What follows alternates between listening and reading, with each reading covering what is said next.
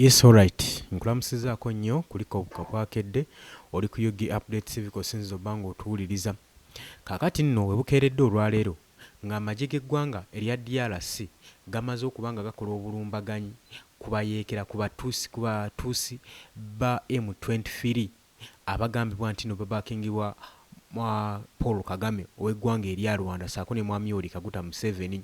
Kakati okusinziira ku bigenda maaso information eva mu Democratic Republic of Congo eraga nti nno abayeekera bano aba M23 bakoleddwako obulumbaganyi ekiri ekikeesezza olwaleero, wabula embeera yavaawo mpitewo mu bitundu eby'eggoma drone mwekubiddwa. Tugenda kubanga tugakuwa naye nga oli ku Yugi Update TV gwagala otweyungako kirira wansi waliwo ekigambo subscribe kikoneko obeere nga otweyungako. Jjukira nti nno olutalo lugenda mu maaso mu Democratic Republic of Congo okuviira ddala mu mwaka ogwaggwa. Olutalo lugenda mu maaso n'okubanga emmundu egenda mu maaso n'okubanga etabuka.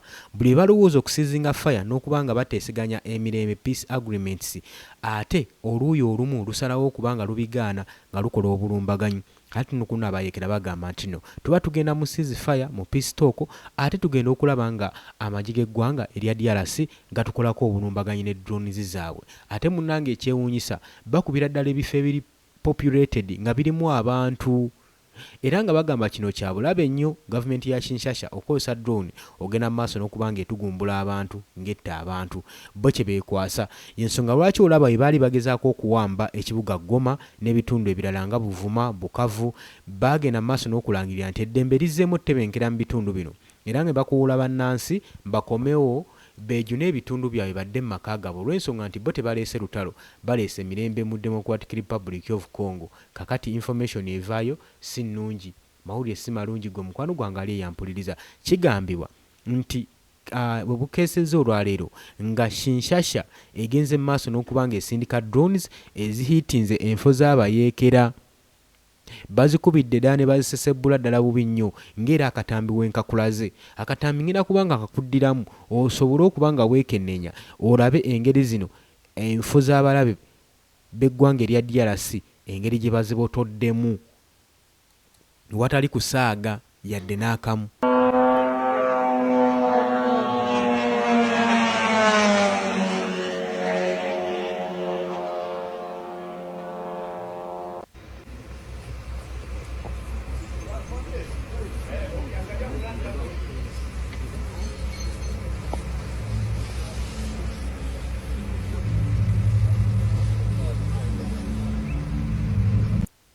Kakati golowooza kino kiteekawa Paul Kagame bwe baba nga amagye g'eggwanga erya DRC ge baali banyooma gatandise okulaga amaanyi ag'ekikawo ekityo, kitegeeza abayeekera birungi si birungi.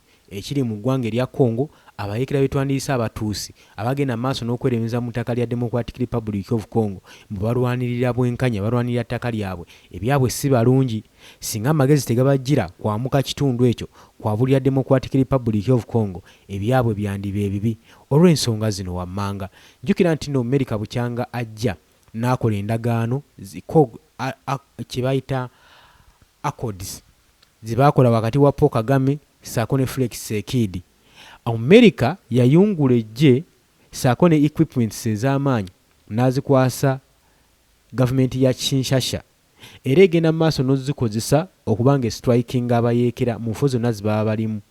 Era kigambibwa enfo zino zikubiddwa bubi nnyo.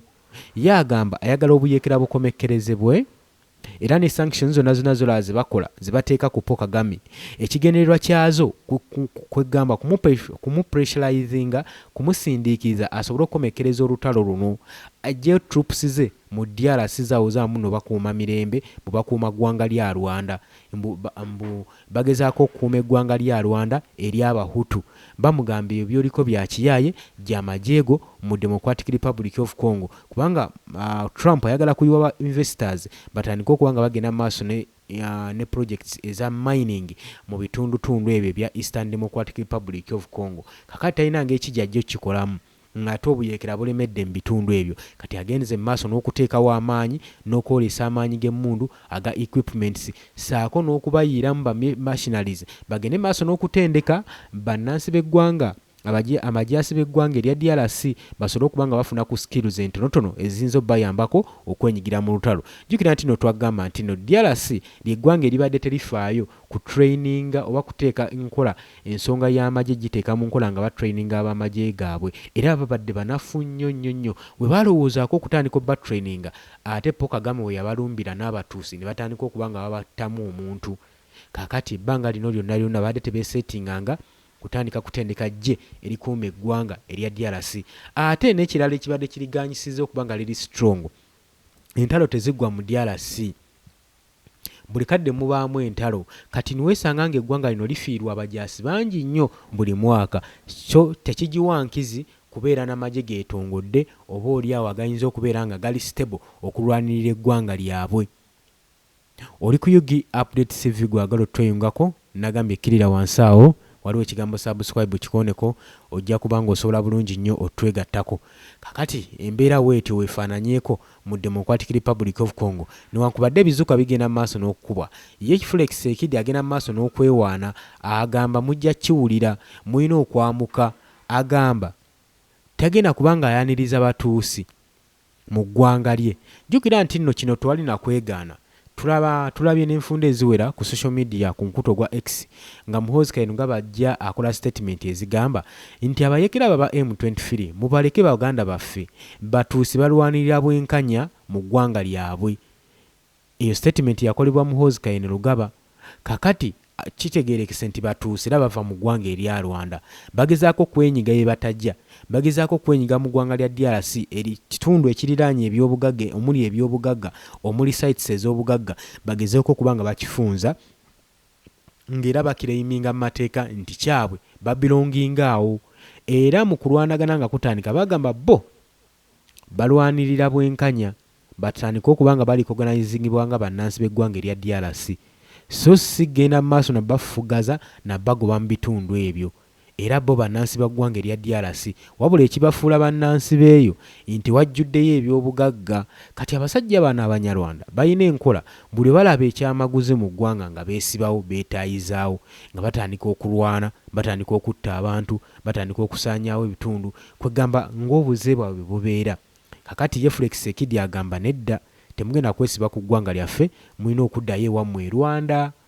Teneno tukirabyeko enfunda eziwera amawanga amalala gasobodde okwegobako Abanyarwanda kuba bagenda baspreadinga buli wamu. Ate sigamba nti amawanga tegabaagala, gabaagala, naye empisa zaabwe embi nkyamu, bagenda mu maaso n'okuwamba n'okutta abantu. Kyekimu kisinga obbagobaganya amawanga ago. So singa bana batebezzeeko bajja fundikira nga tebasigaza ggwanga lyakubeera. Mujukira Rwanda nsi ntono, wandigambye nti oba tebajjaamu, naye ate ne bajja mu mawanga amalala bagenda mu maaso n'okuba nga bateekawo embeera eraga empisa embi okuva eri mu nsibuko yaabwe ku ttaka lyabwe. Kakati ekiro ekikeesezza olwaleero babakubyemu drone, babakubyemu omwoto, era enfo zaabwe ezisinga zonna zisesebbuddwa. Oli ku Yugi Updates TV kw'osinzira obba ng'otuwuliriza, nagambye nti gwagala otweyungako, kkirira wansi waliwo ekigambo subscribe kikoneko, ojja kuba ng'osobola bulungi nnyo otweyungako. Kakati ebibadde mu Goma mu Democratic Republic of Congo, drone airstrike zitagetinze locations mu Eastern Democratic Republic of Congo mu kibuga Goma ku lunaku olwokusatu ekiro nga tukiwunzika.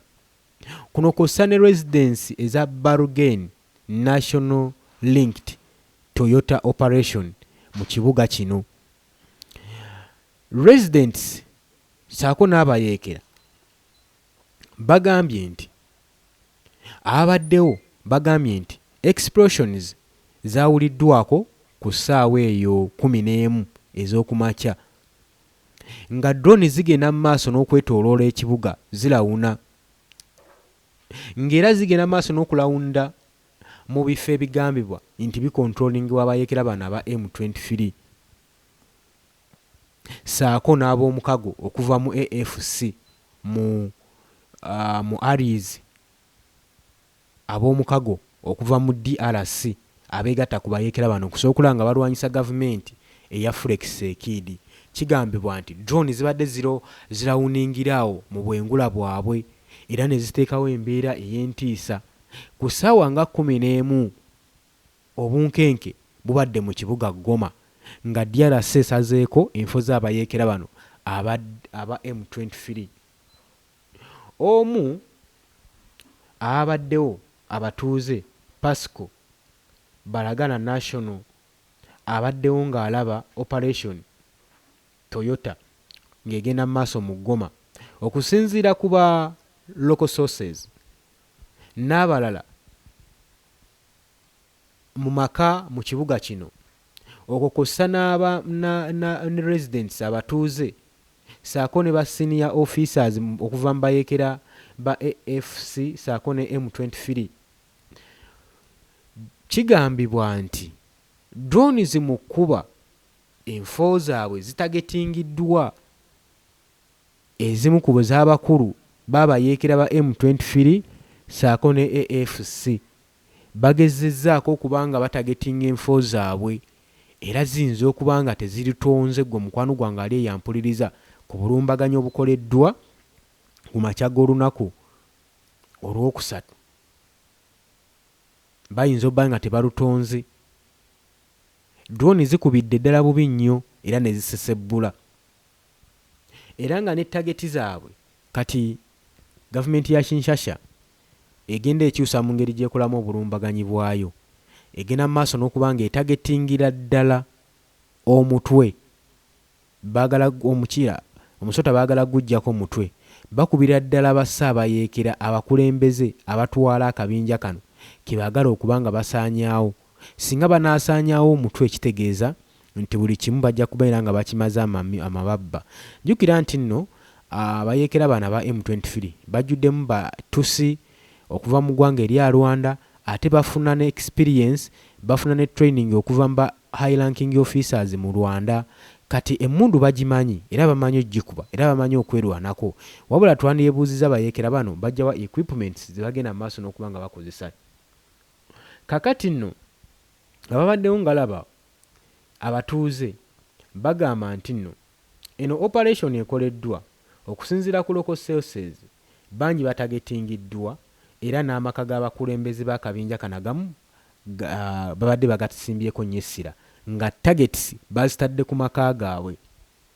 Bagamba nti nno tekibadde immediately clear oba waliwo ba casualties, oba waliwo abakoseddwa mu mbeera eno, naye gye bujjako mu maaso bajja kubanga bakiralifayinga nga batutangaaza baani abalumiddwa mu bulumbaganyi buno, baani abatawonye, baani abawonyeewo. Ekigendererwa kya magye g'eggwanga erya DRC kibadde ki okukola striking eno? Byonna byonna tujja kubimanya, tujja kuba nga tubitegera wano ku UG Update TV. Akabinja k'abayeekera bano bagenda mu maaso n'okulumiriza gavumenti ya Congo okusinziira mu Kinshasa okusitula attacks n'eziteeka ne wali abatuuze basetolingira eri abayeekera ba N23 ne balanchinga drones ne bagenda mu maaso n'okukuba. Era bo abayeekera bagamba Felix Tshisekedi's government bagamba nti no waki bategetinga nnyo populated areas mu kibuga kino Goma, baagala kutta bantu, baagala kusaanyaawo bantu, babayeekera kibeekwasa. Bagamba nti no gavumenti ya Felix Tshisekedi erabika okubanga munnange eyagala kubanga esaanyaawo bantu kuba okusinziira ku mbeera egenda mu maaso tageti zaabwe baziteeka nnyo mu populated areas. Era nga bagamba Goma egenze mu maaso n'okubanga esisinkana ekiro ekikambwe ekikeesezza olunaku olwokusatu ng'akabinja k'amagye okusinziira ku drones zibadde zirawunira mu bwengula bwa nkambi z'abayeekera bano zitaddewo entiisa eri abatuuze. Bagamba nti drone zilankingiddwa okuva mu Kinshasa regime era ne zideployingibwa waggulu w'ekibuga nga batagetinze ebifo ebirimu abantu. Ku luno bazze batagetinze bantu nga baagala kusaanyawo bantu. Era bagamba akaguruupu kano kadescribinze strike eno nga serious escalation egenze mu maaso n'okuba nga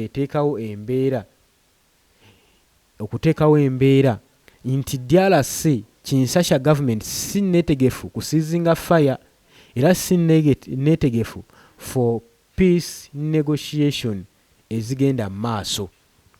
era babayekera bagamba twewuunya nnyo okubanga ebigenda mu maaso wano tugenda maaso n'okuteesa mu kusiizinga fire, okuteeseganya emirembe, okuzza emirembe, okutebenkeza emirembe mu DRC. Naye ate ekyenjawulo ekyewuunyisa yo gavumenti gye tuteeseganya nayo emirembe egenda maaso n'okukola strikes, egenda maaso n'otukolako obulumbaganyi. Kati ffe mwagala tukole tutya? Kiki mwagala tuzzeeko? Abayeekera beemulugunya nti ekigenda maaso n'okukolebwa gavumenti ya Kinshasa ya Felix Tshisekedi si kirungi, kubanga bali mu kweteekateeka kusiizinga fire, kweteekateeka kubeera nga bateeseganya emirembe, bazze emirembe mu DRC.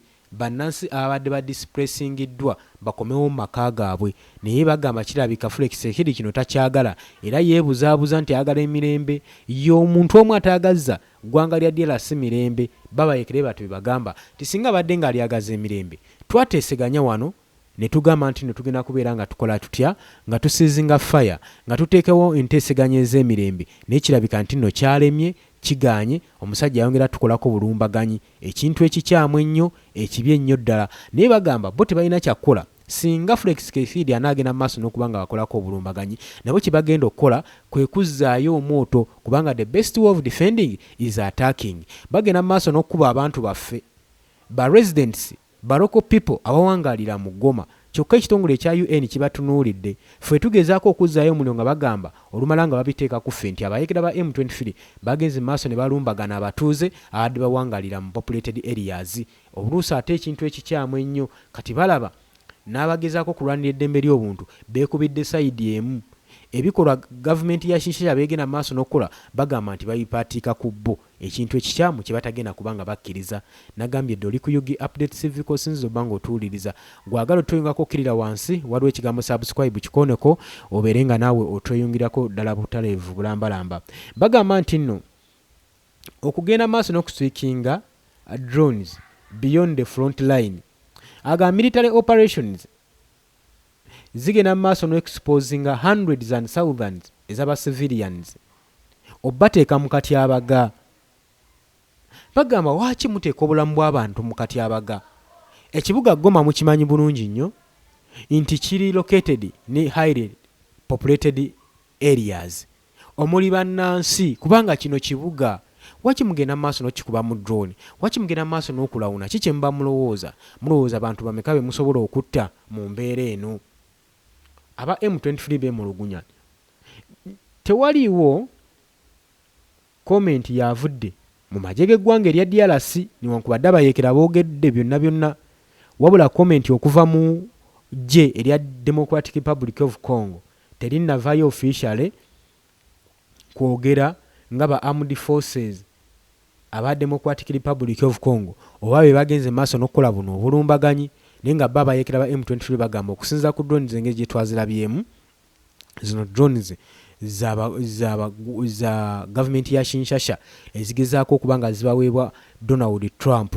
Kakati bagamba kubanga weeguli abayeekera tetugenda kusirisaamu, tugenda maaso naffe n'okukola obulumbaganyi n'okkuba emmundu tusobole okuba nga tukuuma. Jjukira nti no bo bagamba mbu balwanirira kubeera nga bafiirwako nga bannansi, batwalibwa babeere recognized mu ggwanga erya DRC, baleme kubeera nga bakolwako obulumbaganyi. Bo kyekigendererwa kyabwe.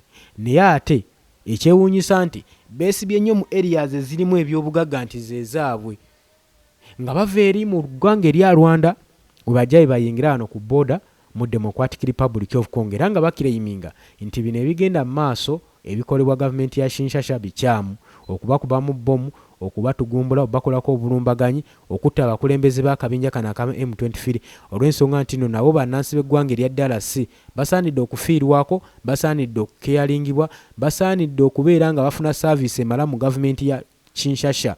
Ne bagamba wabanga Felix Tshisekedi alemedde oteeseganya, katugende mu maaso n'okukola gavumenti eyaffe mu DRC naye abeere ne gavumenti eyiye. Juzi baavaayo ne bagamba nti nno bwe tutunuulira ebintu bye twakakola bukyanga tuwamba obuyinza, tulaba nga tulina achievements z'amaanyi nnyo n'okusinga Felix Tshisekedi. Agamba nti Felix Tshisekedi bukyanga ajja mu buyinza, achievements ze tukoze mu mwaka ogumu tasobola na kuzituukako. Kikulaga nti singa twakutte mu ggwanga lino erya DRC tusobola oddikola obulungi obutagambika. Ebyo nno bigambo by'abayeekera bano ba M23 nga bagezaako okuba nga beewaana mu mbeera eno. Abatuuze bagamba drones ezigenda mu maaso okusitula explosions ne zigenda mu maaso n'okufayalinga okuliraana ebitundu by'ekibuga olwo nno abantu abasinga mwe basula. Kigambibwa nti kino kigenda bakanga era tebamanyi gavumenti ya Kinshasa kikyegezaako mu maaso n'okukola. Bagamba we had a drone, twawulidde drones ne explosions nga zigenda mu maaso n'okuba nga zikuba. Wabula n'oluvannyuma bayogedde ku ssimu abantu babadde batunula mu bwengula bw'ekibuga Goma nga balaba drones zirawuna zeetala ziringa nswa ziringa nseenene era ne beewuunya ki ekigudde mu maaso ki ekyapeninze ye bannange ki ekigenda okuddako oluvannyuma lwa drone zino okubeera mu bbanga. Bannansi ne batya nnyo era ne beekanga nnyo. Ng'ekibuga kya Goma tukimanyi bulungi nnyo omuwendo gw'abantu ogusingayo obungi gusukka mu miliyoni emu okuliraana booda ya Rwanda saako ne Rwanda era ebadde senta egenda maaso n'okuba nga eteekawo obulumbaganyi mu Eastern Democratic Republic of Congo. Okuva omwaka guli ogwaggwa abayeekera nga basazeeko bagenda maaso n'oku-expandinga nga basinzira mu kibuga Goma era nga bagamba bagenda paka mu Northern Kivu gye baagala okusiisiira. Wabula baatandikira wano mu kibuga kya Goma we baatandikira okukola obulumbaganyi ne bagenda nga be-expandinga bagaziwa ne bawamba Buvuma ne bawamba Bukavu ebibuga ebyo byonna. Wabula incident eno ezzeewo etaddewo tension etaddewo serious series of drone airstrikes ezigenda mu maaso n'okukola amagye g'eggwanga erya DRC nga balankinga gye buvuddeko bagamba nti batta mukama waffe oyo yali spokesman Wire Ngoma mu Misisi territories era bino byonna byakolebwa eggwanga erya DRC gavumenti ya DRC wakati nga tugenda mu maaso n'okwogera mu kuteeseganya emirembe wakati nga tugenda mu maaso n'okwogera mu kusizinga fire ate bo gavumenti ya DRC we yagenda mu maaso n'okuba nga ekola obulumbaganyi buno. Kati abayekera ba M23 bagamba okwogenda mu maaso n'okuba nga batukubamu ebizuka n'ebibaluka nga bagenda mu maaso n'okuba nga babakubamu ebizuka nga basitula drones ne zibakolako obulumbaganyi ne zitagetinga abakulembeze baabwe ne areas n'ebibuga byabwe. Kino tegenda kubeera nga mmanya ya nkoko bagenda kuyimukamu bagenda kukwata emigemera wala no bagenda kukola obulumbaganyi ku gavumenti ya Felix Tshisekedi. Kitegeeza olutalo lulinga olugenda mu maaso wakati mu kusizinga fire mu kwagala okusizinga fire eyinza obutakola olw'ensonga nti kati bano buli omu yeewera nkolokooto bagamba bano abasajja kirabika tebaagala ceasefire baagala emmundu etokote ebeere ng'egenda mu maaso gwe mukwano gwange ali eyampuliriza. Nagambye oli ku Yugi Update TV kosinzidde obanga otuuliriza gw'atannatweyungako kirira wansi waliwo ekigambo subscribe kikooneko ojja kuba ng'osobola bulungi nnyo otweyungako. Gw'ayagala okujja mu comment section nagambye genda mu maaso agenda mu maaso subscribing naye waliwo akade tewerabirako na mukade kakuyambeko okuleetera notification message gwe mukwano gwange ali eyampuliriza osobole okubeera nga oteekawo eddoboozi yo oteekayo endowooza yo. Kakati tutunuulidde olutalo luno nga lugenda mu maaso naye ku ffenna teri amanyi kikigenda kuddirira olw'ensonga bano ababiri abayekera M23 saako ne gavumenti ya Felix Tshisekedi beewera nkolokooto. Kirabika teri agenda kuba nga alekera munne si beetegefu bano bo si beetegefu kubanga balekera bannaabwe okugenda mu maaso n'okuba nga basizinga fire buli muntu asikaza wuwe. Kakati lwaki ki ekiremesa Felix Tshisekedi okuwa abayekera bano okwogera nabo peaceful talks? Lwa nsonga nti talks zino we zinaba zituula tosuubiramu kirungi kyonna kizivaamu olw'ensonga si gwe gusoose otutuula okwogera ku ceasefire. Naggala baatandikira mu kibuga Dar es Salaam we baatuuza olukuŋŋaano samiti nga bagezaako okuba nga baagala okusizinga fire ne bavaayo ne badda mu Kata eyo ne bavaayo ne badda mu kibuga Goma eyo nayo natutwafunye ya achievement n'emu. Kati achievement gye tubadde tugenda okulaba yene ya Donald Trump waakyazizza bano ababiri Felix Tshisekedi ne Paul Kagame nga baagala bateeseganya emirembe balabe ng'emirembe giddizibwa mu DRC kubanga ebyobugagga ebiryo bya mugaso eri eggwanga bya migaso eri abazungu babyetaaga cobalt beetaaga okukola ebyamasannyalaze beetaaga okukola equipments ez'amaanyi saako ne coltan tantalite yenna yeetaagisa naye olutalo lugenda mu maaso lulemesezza embeera kitegeeza production ntono olw'olutalo olugenda mu maaso naye buli we batuula lwaki bagaana okutuuka ku nzikiriziganya kino kye njagala otegeere nti bwe bateeseganya abayeekera bano bakimanyi bulungi nnyo Congo ebinaava mu nteeseganya zaabwe bayinza okwagala okuba nga abayeekera bano bava mu territories ezo ate zijjuddemu ebyobugagga of which tebali lwedde zivaamu kati ate ne DRC yejja kwetaaga ku territories ezisingamu ebyobugagga tantalite oyo bajja kwetaaga abayeekera bano bajja mu territories ezo of which abayeekera tebajja kukkiriza ate ne DRC tejja kukkiriza balekamu kati ekigenda okuddira ki kulwanagana one on one anaasinga amaanyi yanaatwala territories ezo kati ekyo kibaliko ensonga lwaki olaba emmundu etokota buteddiza butassa mwoyo bagezaako kulwanirira bya bugagga sigamba mbu bano abayeekera nga bye bagamba ba M23 mbu bagezaako kubanga balwanirira territories zaabwe munabo bafiirweko nga bannansi bano tukimanyi bulungi nnyo batuusi bava mu Rwanda batuusi abava mu ggwanga erya Rwanda tebalina bye bayinza kwenyiga muno bannansi ba ggwanga lya Congo bagenda mu maaso n'okwenyiganyiga ku booda eya DRC mu Northern Kivu mu Eastern Democratic Republic of Congo nti bannansi tebafiirwako naye kino kye banoonya tukimanyi bya bugagga ebiri eyo era entalo si gwe gusoose okuba nga zitandikibwa mu DRC entalo tezijja kuggwa mu DRC olw'ensonga buli kabinja kagenda kubanga kavaayo nga kakiraimingira ebyobugagga ate buno obulungi obusinga butondobwawo banene abalina interest mu ttaka lya DRC omwe baba balabye ebyobugagga ensonga lwaki bateekawo amaanyi bateekawo okufunvubira nti teri kya bugagga kiyinza twalibwa just anyhow buli kimu balina okuba nga bakikola ki bakiteekako amaanyi Catron 187 nkutumiddeko nnyo ojja nnyo mu comment section tovaako Charles Mutumba naawe tovaako okomentinga nnyo nkutumiddeko nnyo tova ku Yugi Update CV Naamala Fresta naawe obeerako nagambye ngenda kubanga ntumirayo ku bantu bano abajja mu comment section Saara Nantale webale kubeera ku Yugi Update CV comment yo njirabye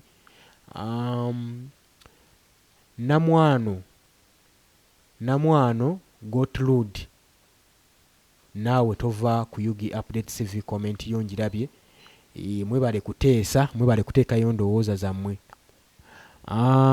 Sylvia DK7VO naawe obaddeko komenti nze Dumba Yasin komenti yerabiddwa okomenti nze mwebale kuteeseganya mwebale kujja mu comment section mwebale kubanga muteerayo bannansi endowooza zaabwe basobole okubanga bamanya ebigenda mu maaso mu ggwanga Uganda abaani wano omulala wano abadde agenzaako mu maaso n'okukomentinga Dumba Yasiini gwe nakwogedde dda Segujja Wuma oba Wumalu webale kubeera ku Yugi Update CV kakati embeera weekyo wegenda mu maaso mu DRC naye tomanya gye bujjako mu maaso abayeekera bano balina okutuula ne DRC ne gavumenti ya Kinshasa okusobola okulaba nga bateeseganya bagabane ku byobugagga kuba olw'ensonga bo bagamba buli ekiteeseganya mu samitizi nga tebaliyo tebakikkiriziganya nakyo tegeeza kijja kwetaagisa Trump okuddamu tuuza samiti abahostinge butonga n'abayeekera kwebali balabe engeri gye bayinza otuteeseganyamu kikifaananyi nti nno gavumenti ya DRC ebeere ng'efugwa gavumenti si bbiri mu ggwanga eryo obadde oli ku Yugi Update CV nga kw'osinzira obbanga otuwuliriza baganda bange mbaagala nnyo temuvaako mbaagaliza olunaku olungi wabula kyoteerabira kwe kusheyalinga ku kutambuza vidiyo eno esobole okubeera ng'etuuka wala mbaagala nnyo mweraba